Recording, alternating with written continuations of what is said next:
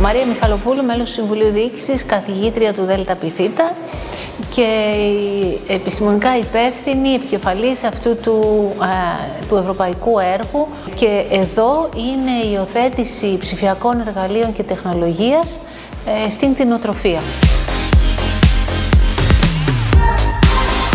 Είμαι η Εμίλια Λεμπέση, Εθνική Συντονίστρια του Ευρωπαϊκού Έργου DigiRangeland. Ο στόχος του σημερινού εργαστηρίου είναι η καταγραφή των αναγκών, των προκλήσεων και των εμποδίων σχετικά με τα ψηφιακά καινοτόμα εργαλεία που αντιμετωπίζουν κτηνοτρόφοι.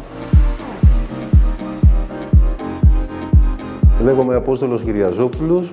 Είμαστε στην εποχή πια που πάμε από την κουδούνα στο GPS, δηλαδή από τα παραδοσιακά εργαλεία διαχείρισης της εκτατικής κτηνοτροφίας στα σύγχρονα, στα ψηφιακά.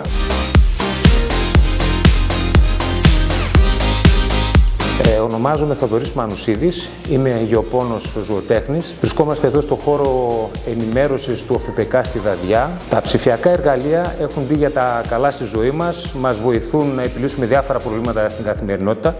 Το ίδιο πράγμα στοχεύει το πρόγραμμα να κάνει και στην εκτατική κτηνοτροφία.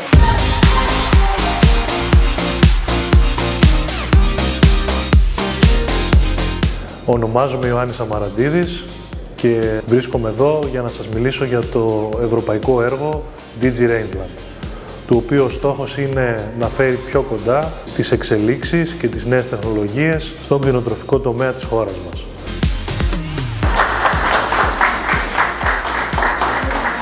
Λέγομαι Πυρελέ Ερζάν, κατάγομαι από το Πετρόλοφο, είμαι κτηνοτρόφος. Η παρουσίαση αυτού του προγράμματος είναι πολύ σημαντική για το μέλλον της κτηνοτροφίας, πιστεύω. Παρόλο που έχουν πολλά προβλήματα στην κτηνοτροφία, συγκεκριμένα την εποχή που διανύουμε, πιστεύω ότι θα μας βοηθήσει πολύ στο μέλλον.